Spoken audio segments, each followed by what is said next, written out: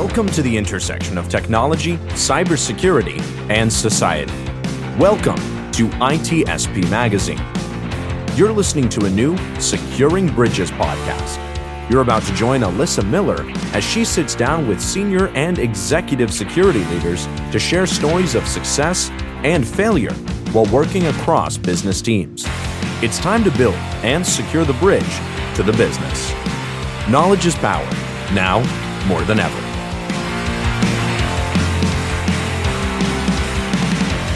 All right, everybody, we're back once again. We took another week off. You know, things were busy. I was traveling the world as I seem to be doing sometimes. Okay, I literally went to Indiana, not very far. Not as exciting as I wish, but, you know, hey, travel's travel, and it just didn't work out last week. So, but we're back.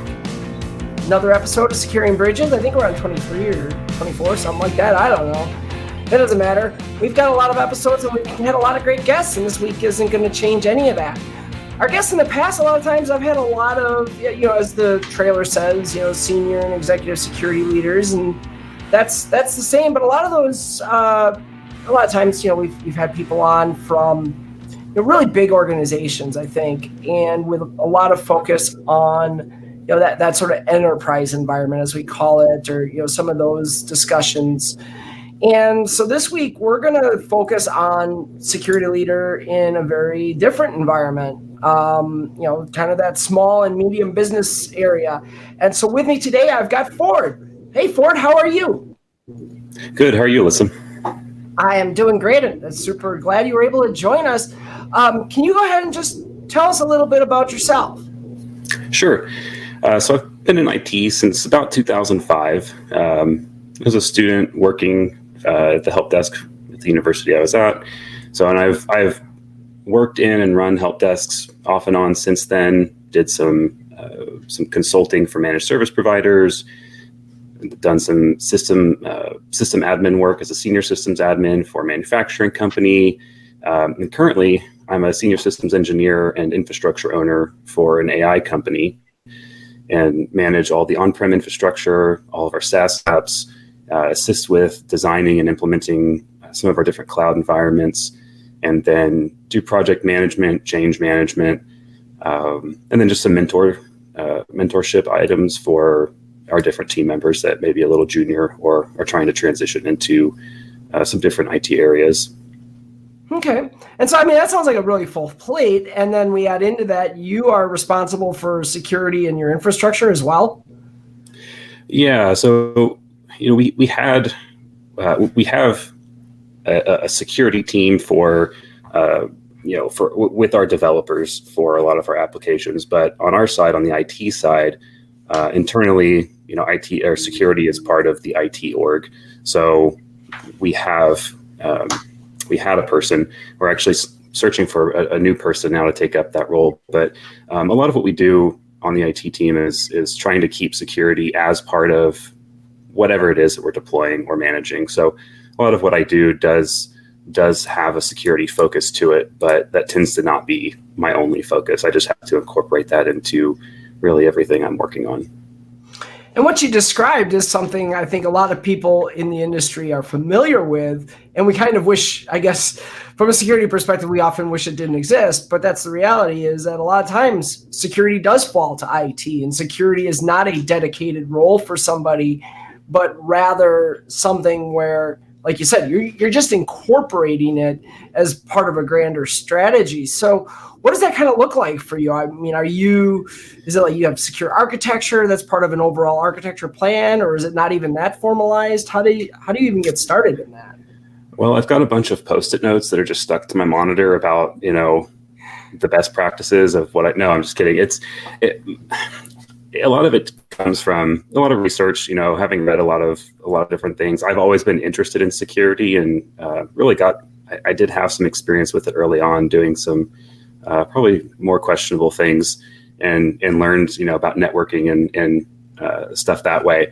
But I'm always keeping that stuff in mind. So for me, you know, we get a request from an internal user or another team saying they have this need, whatever that is. And like, okay, well, we can help with that. We've either got a tool or I've got some ideas. I've used some things before. So I come up with, whatever that solution looks like, but then I also have to think about, okay, how can this be compromised?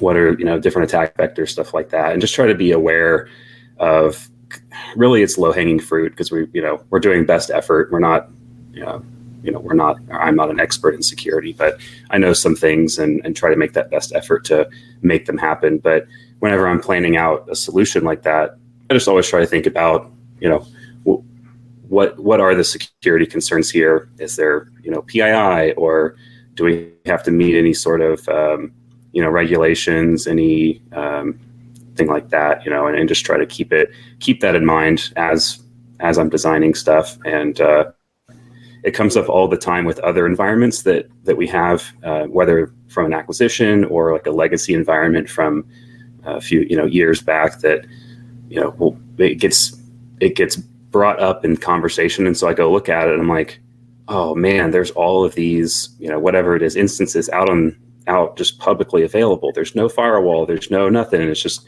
wide open. And then have to like retroactively, try to assist in those situations too. So it's kind of from both ends.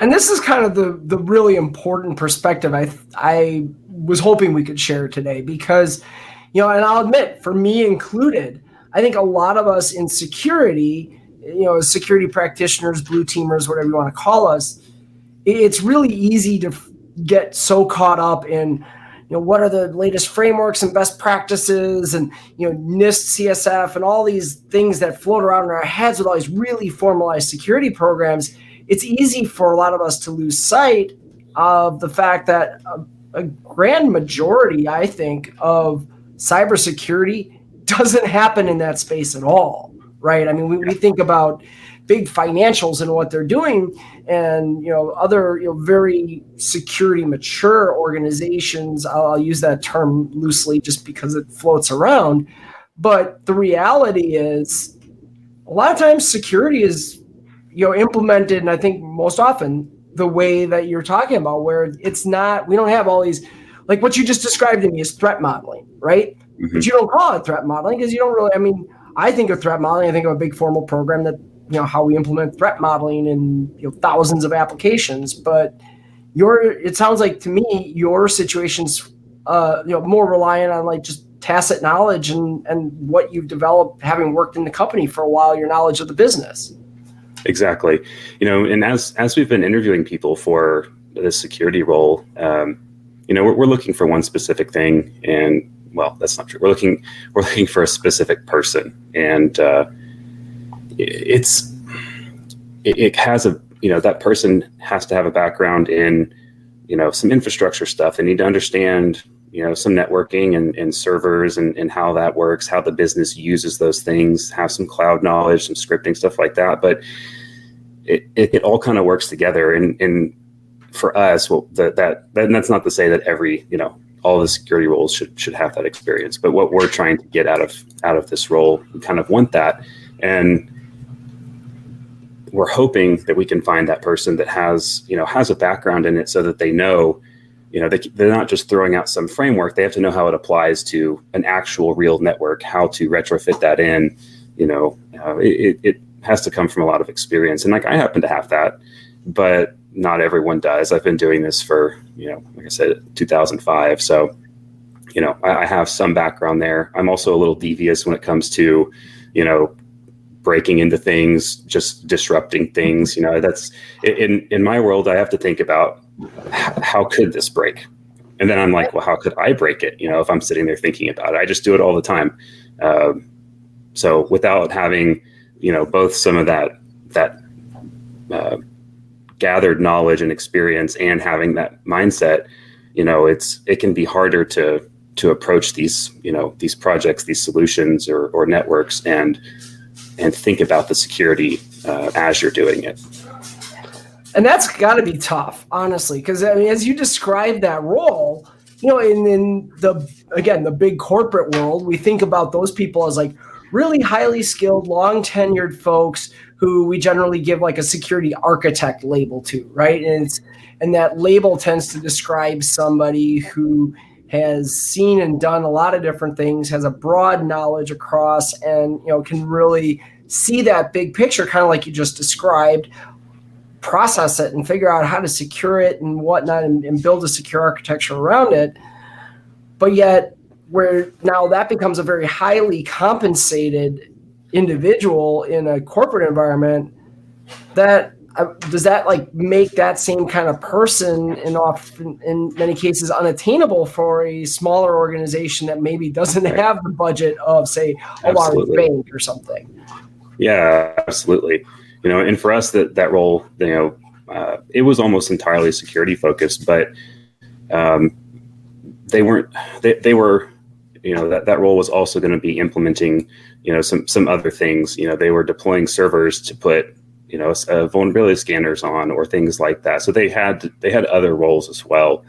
And, it did require that broader skill set. And like, honestly, if I spent all of my time doing just security, or even just part of what my real job is day to day, it would leave a void in the team. We'd have to make up for that, and that's another head count. So for customers our size, or companies our size, it's hard to justify that spend. One person maybe, especially if they're pulling double duty, but having a whole team, like, it's just really not doable for a lot of smaller companies. Yeah, and that brings up an interesting point, and as well, especially when we're talking small, medium-sized businesses, the business is running. Whether or not there's a security team there, the business is running.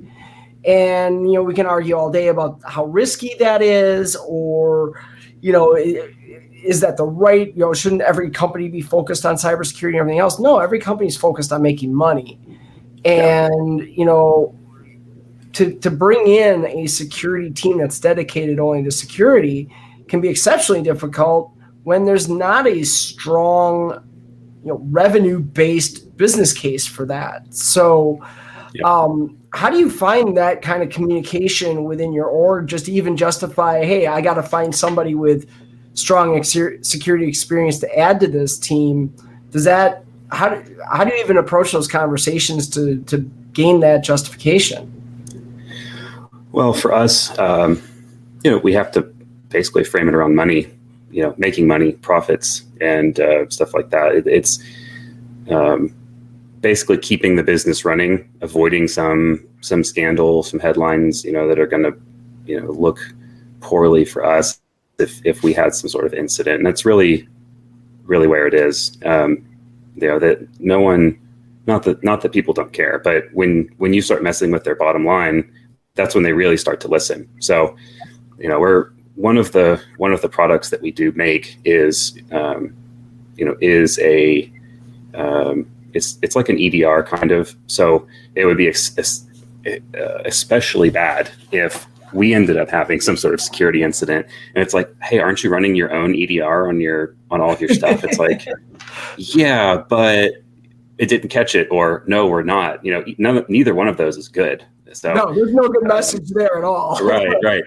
So it's that conversation that we've had to have. And then lately, this company is where I first experienced this, but having cybersecurity insurance, that's a new thing, in my experience. So that's come up, and our insurance company is basically telling us that if you don't have a security program of some kind, whether it's one person or a whole team, then you're going to pay a higher premium. So that's those two things, I think, and kind of, we talk to our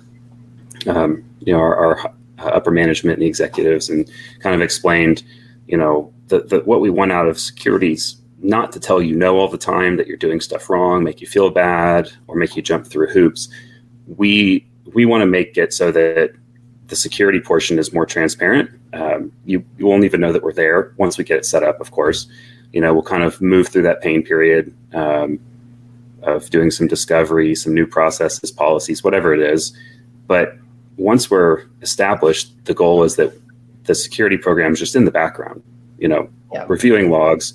If there is an incident, of course, but in the background, keeping the environment more secure, reducing that liability for the company, and really just empowering the rest of the company to build products and generate revenue. So it was just framing it in a way that spoke to their hearts and wallets. Yeah. Well, you mentioned the cyber insurance thing, and it's interesting how much cybersecurity insurance policies and providers are able to actually influence an organization, like, large or small. I mean, I can tell you from my organization, certainly there's actions that are influenced and how we go about different things because of, requirements that come to us from our insurance carriers. So you mentioned that they're pushing for like a security program. Who gets to own that then? I mean, does that fall to you? Is that something they put on the CIO, or how does that even, if you don't have a CISO and a security team, where does that land? Right. So that ends up falling on my boss. He's the VP of internal IT as well as like prod ops and security. So it falls on him. He decided that would just be part of the IT org, really, or the IT team. But it was brought to him, I think, kind of as an afterthought. I don't know how it actually came up with our upper management, but he just basically got roped into a meeting. It's like, hey, this is new for us. We're doing cybersecurity insurance, and we need to, this is all the documentation that was provided to us by our insurance company, the requirements, whatever it was, and here you go, figure it out. And the reason I asked that, I kind of want to explore it, because one, I think there's a lot of people that are, maybe in positions in smaller organizations in particular where that's a question, right? Like, mm-hmm. who owns this? And I think, you mentioned, okay, VP of your internal IT is the one that's owning it. And that's how we end up with CISOs oftentimes reporting to CIOs and so on as organizations grow and whatever. And I think that's one of those organizational structures that gets derided by security people, but a lot of times it can be a natural fit and it can be the right fit. I know people worry about that conflict of interest, but I think what you've just highlighted is how in a small organization, where else is that going to go? Yeah, absolutely. It has to go somewhere. I mean, there's only so many technical people that can take care of it. And even at a company like ours, I would say probably 85 or 90% of our staff is extremely technical. Between data scientists, developers, DevOps, prod ops people, there's a lot of very technical people, but I don't think that it fits in with their role. I mean, yes, I think they should be implementing, best practices, security wise into what they're doing, which is a whole other topic, but they can't make decisions for the internal IT infrastructure. So it has to come from the people that can. And when you're small team, you really have to kind of take on all of it. So Kevin actually said something that was like prophetic. He said this just as you were getting started in that, talking about the human side of it. And, obviously infrastructure, that's a risk. Technology is a risk, but there's also the human side of it. How do you address that from your perspective? I know you just mentioned you've got a lot of people who are really technical, but yet you've got to somehow bridge into their organizations. Hey, this is what's going on in IT. This is what's going on from a security perspective. Here's what we can work together and so on. So what does that kind of look like in your scenario? Sure. So let me scroll down to the section of my notes called the hot take, because I was jotting some notes down the last 2 weeks. And I love this, man. My guests even come prepared with notes. That is incredible. Love it. Yeah. Well, I'll go off on a tangent, and I don't want to, forget that one spicy topic that I really wanted to just throw in there before I pieced out. No, but it's probably not that hot of a take, but the technical users are more risky to the business than non-technical users, at least in my experience. And again, different than I think what a lot of your guests have had. But we have non-technical people that they go through phishing campaigns, training, some basic cybersecurity, new hire orientation type training. they don't want to mess that up, because then, the scary IT person is going to come visit them and take away all their stuff. Here's like a pen and paper. You can't use electricity anymore. Like, it's going to be bad in their mind. So they're more cautious, at least. They pay a little bit more attention to some of those things. They click. Now they also aren't touching some like really important systems. They're not deploying stuff out into the wild. So I think that's probably where the other side of technical users being a high risk comes in. When you have developers or DevOps folks that are deploying Kubernetes clusters that have quickly facing interfaces, websites, whatever, those are just going to be more risky in general. But if you have somebody that doesn't necessarily have any sort of security knowledge, maybe their experience so far has been deploying like internal systems, dev systems that don't touch the internet. So maybe their experience just hasn't shown them you need to think about these security things when you're deploying something. You need to put a WAF in front of this, or some sort of load balancer with a firewall and stuff like that. They just haven't had to think about it. So now suddenly they're on a team that's deploying to prod, and they're just following their same practices. They're like, yeah, I know how to do that. Let me just do my thing. And it ends up maybe not being as secure. So I think that's where that risk comes in. You have people that either haven't had the security experience, or maybe they just think they know everything and they're deploying to prod. And that's, Phil said it, and I've got a perfect story from a former employer where this is exactly the case. It was like it was a senior VP or something over a business line who sent us this report of a phishing attempt. And you're looking at the phishing email and like, wow, this is actually really impressive. It's a really tight spear phishing campaign. Really, really, really impressively crafted fish, and they caught it. Meanwhile, the people who show up the highest on the list of clicking on fish tests were folks in our own security team. And it's like, okay, well, why does this happen? And I think, it's two things, right? I think, there is that sort of, well, I'm technical and I know this, and I'm guilty of that sometimes from a security perspective when I'm going through like security awareness training, right? Like, why do I have to do this? I'm a security professional. I know all this. I'm the freaking CISO. I know all this. But, so I think that attitude plays into it. And also it's those technical folks, thinking about like your DevOps teams and so forth, who also know how to circumvent things. Right. So even as you start to put controls in place, they're the ones who are just going to get annoyed by it and figure out how to circumvent it. Whereas people with less technical knowledge might, look at that and like it's not worth it to them to try to figure out a way around it because, forget it. I just get this out of my way. And so I think is it a spicy take? Maybe, but I also don't think you're wrong based on just what I've seen at former employers. For sure. And sometimes too, it's bypassing those security best practices. It may have ended up, or it may have started as, let me just test this real quick. I'll fix this before, if it works, I'll fix it before, moving forward, before it gets deployed, whatever. But then you have 6 meetings after that, and the coffee wears off, and then you don't touch it again for 2 or 3 days. Next thing you know, it's still in there. There's a unhashed API key or something just sitting right there and causing some problems. So it could also be that you just don't come back to it later. And I do it all the time. I've a lot of the stuff, a lot of like the API work I've done. I'll just put my key right in the code, because I'm just like, let me just get the syntax down, like make sure this works the way I want. And I delete them, but it's like that. It's that easy. It can, if I had left it there and hadn't been thinking about it and just committed that, into Git, then it's like, whoops, I've got a problem now. So I think it can happen that way as well. But, before I forget, I did want to say your story about the phishing stuff. It reminds me of our last security guy, his second week on the job.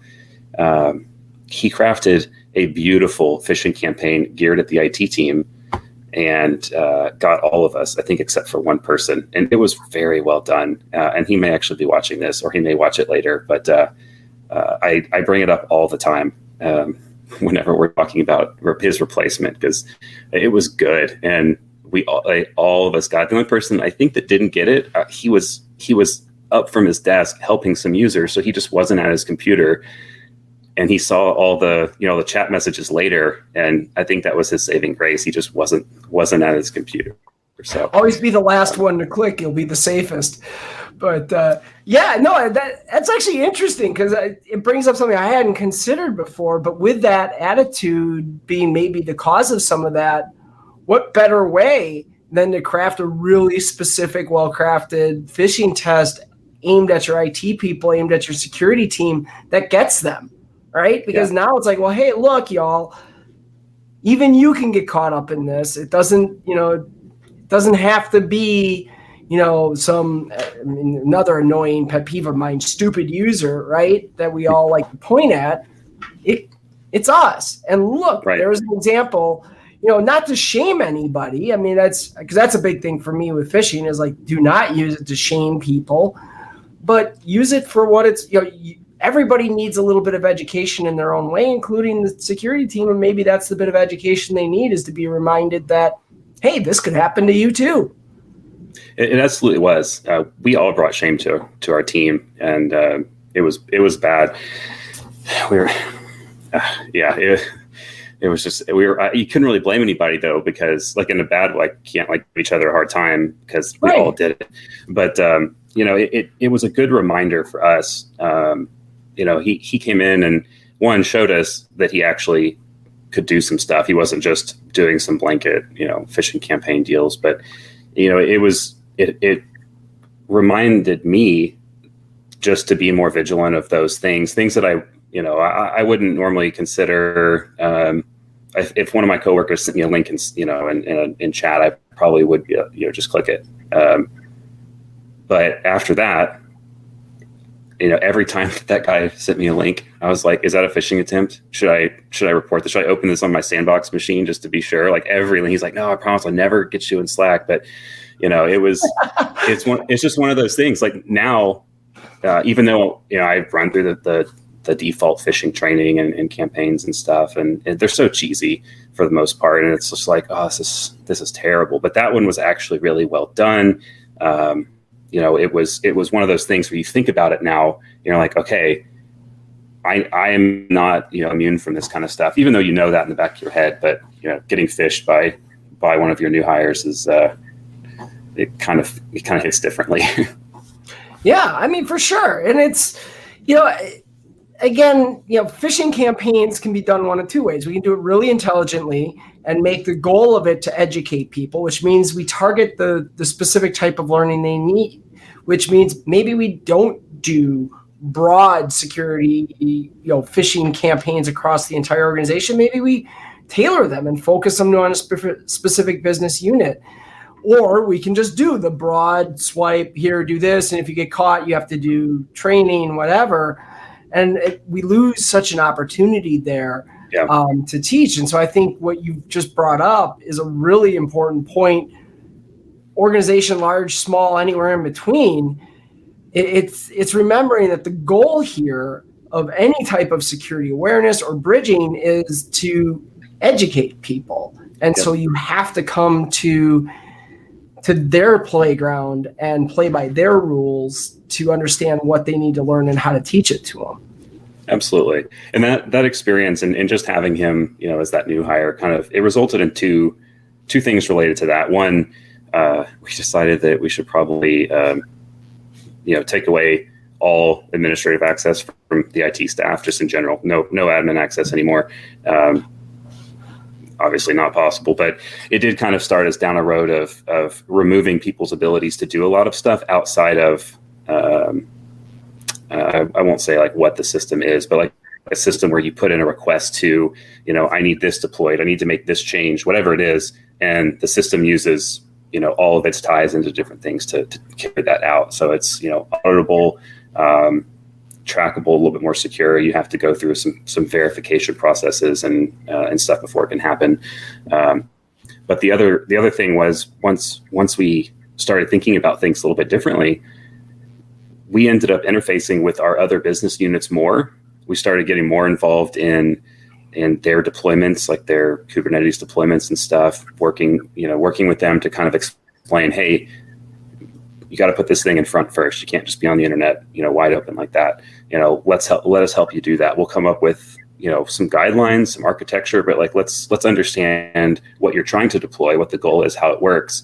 And then we can have a conversation of maybe you should consider doing these things to make it more secure. And here's how you would implement that as code. So you don't even have to really do anything beyond just, building a template or something, it gets deployed every time, or us integrating, maybe like container security into their pipeline. It's just part of the process now.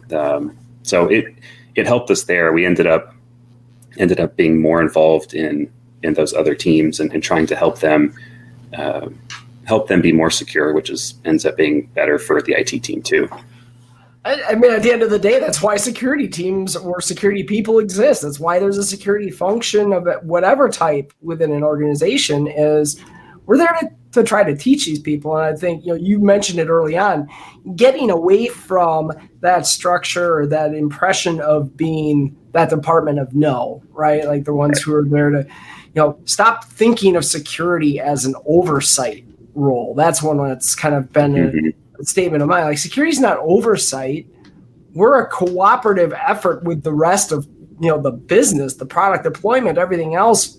We're just part of that. And I think, you get a unique perspective of that because you're a little more tied into that by being responsible for infrastructure, responsible for security, and then having to work with the business teams to understand what the heck they're trying to do and how to secure it.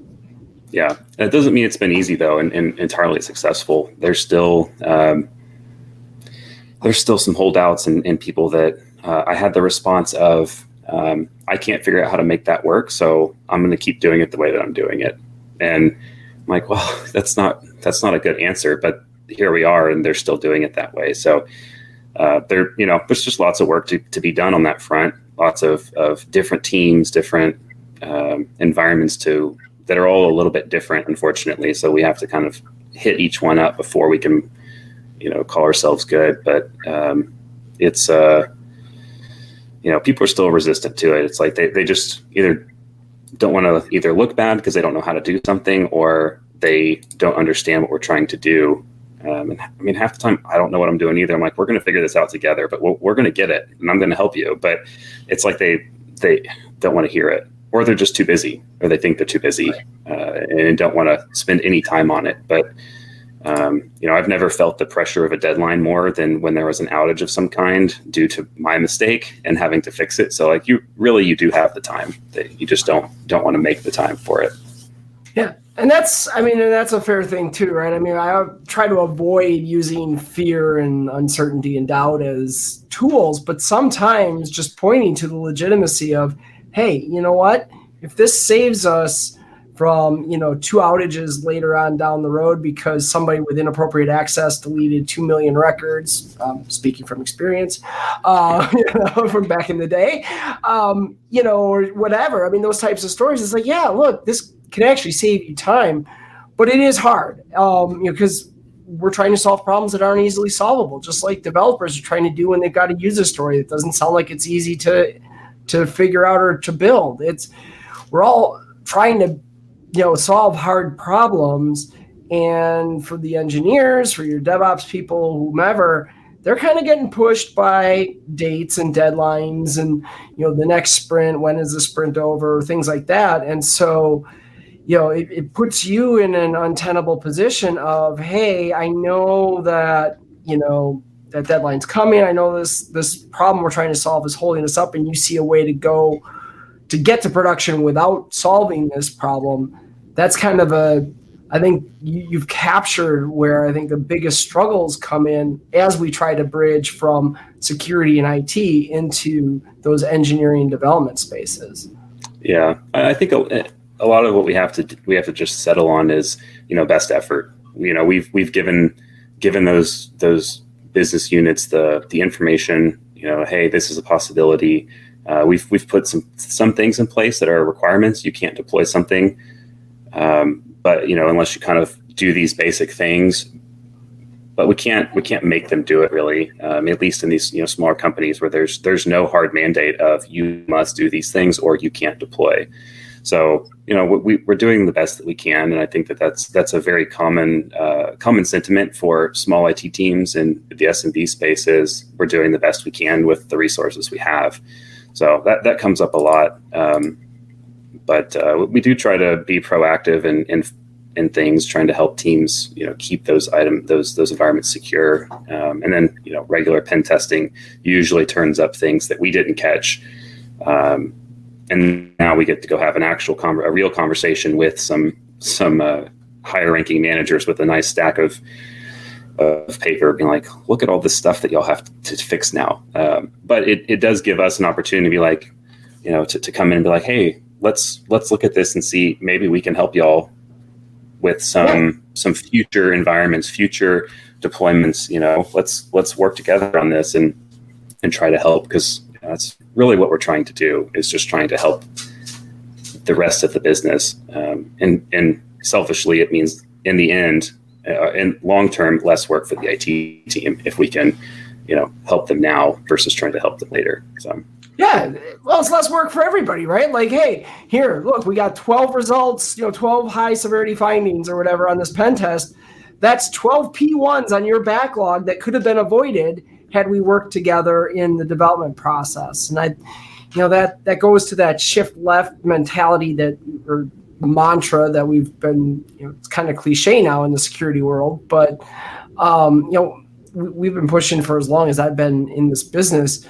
And so I think, that is an important thing and an important factor, especially in a situation like yours. But what I really like that you said there is that sometimes good enough just has to be good enough, or best effort. I think another area security can get better at is just understanding sometimes, you can't solve the problem and the business still has to move forward. So how do you make it the least impactful? That's where we talk about like mitigating controls and things. Like, what else could you do that's not going to force them to have to solve this big problem that you're unable to figure out how to solve? And instead, maybe you throw a WAF or something in front of it, or you put it in a different environment, isolate it, whatever you got to do. I feel like we kind of lose the willingness, I guess, as security professionals sometimes to go there because we just want the ideal solution from right, security. That gold standard. That's, you've got that gold standard, either in your mind or, you were able to do it somewhere else. You're like, I have to get that. We have to get there with this, and it may be possible, but it may just take more time and effort than what the people have available to do it. So, there's other areas you mentioned, other mitigations, maybe up or downstream of whatever the environment that you can implement that may be easy, cheap. And yes, if somebody could physically, plug into this one particular server in, Google's cloud or data center, yeah, maybe they could do something. But, you've put some stuff on either side of that process to kind of mitigate the risks. And, that's has to be good enough at some point. I mean, you can always circle back to stuff later when you're, a multi-billion-dollar company and you want to come back and, have a 300-person security team that you can dedicate to do stuff. But, it's not super or feasible in most cases. Yeah. And that's, that understanding of the business risk and how to apply appropriately is absolutely so.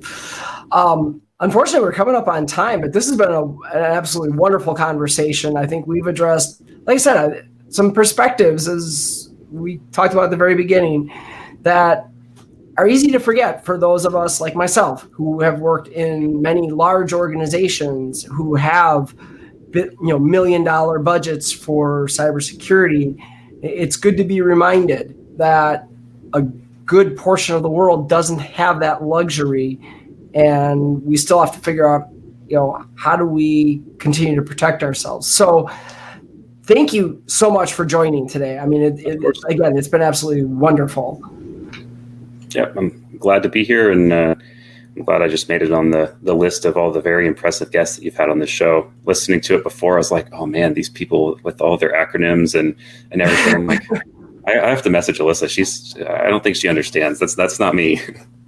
No, as I told you, this is what I wanted, though. I want to get various perspectives. I mean, that's the whole point. If we're talking about, securing the bridges, right, and building those bridges between these teams, we've got to understand all of the various perspectives that come into play here. And I can't thank you enough. So thank you for reaching out and being a part of the show. And hopefully, we can change some minds or refresh some memories here. Absolutely. No, thank you for having me. Awesome. And thank all of you for joining in today. We had some good interaction, a lot of good comments from Phil and Kevin in particular. We'll be back here again next week. We've got more great guests lined up. I can't wait to show you more. So keep on coming back. As a reminder, of course, the recordings are available right away. So share it far and wide. Let your friends, family, whoever you know, let them know. And certainly, as always, as well, the podcast version of this will be available in a couple days. So keep an eye out on the ITSP website. You can find those past episodes. You can find this episode in a couple days. Love to have you keep coming back. So for now, thank you everybody for joining us. We'll see you again soon. We hope you enjoyed this episode of Securing Bridges Podcast with Alyssa Miller.